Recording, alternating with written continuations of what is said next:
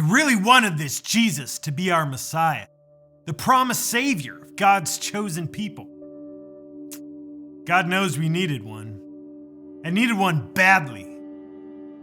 When he stormed into the temple, started tossing tables around, making his demands, he seemed unstoppable. Finally, here was a leader we could follow, a king we could fight for. We readied ourselves to follow him. Surely, he would head to the Roman fortress, unleash his anger upon those dogs as well. But instead, he just started healing people. It wasn't what we were expecting, but we figured it was all right, since we would need a healthy body of soldiers to send those Romans packing. But then came days of teaching with no real mention of Rome. We started to become concerned. Does this Messiah not care about the oppression we go through? How could the true king of the Jews stand to have a puppet king and a foreign governor ruling his holy kingdom? We agreed. Jesus would have to act soon, or we would lose all the momentum we'd created with his big entrance to the city. We had to act, or we would lose our faith. He was so beautiful. He taught us and healed the sick and did so many wonderful things. It was like God was smiling on our city for the first time since our exile to Babylon. It was like God himself was among us. It's hard to believe a man like that could have enemies, but not everyone believed in him. Something he said or did made the men from the temple angry.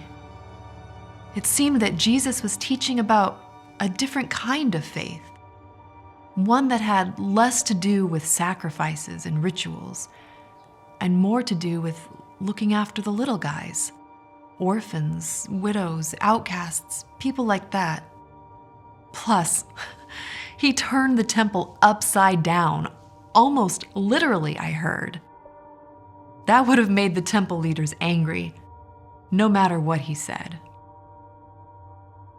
These men, the temple leaders, they wanted Jesus gone, and rumors spread that they were willing to do anything to get rid of him, short of killing him themselves.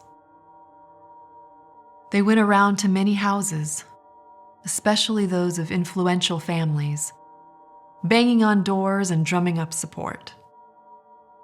When my parents said they believed Jesus, the men became very angry. They told my father that his place of honor was not set in stone, that they could take away our standing in the community just like that if they wanted to. They gave us a day to think about it. It was harmless at first. Ruth went to see this Jesus prophet person most mornings.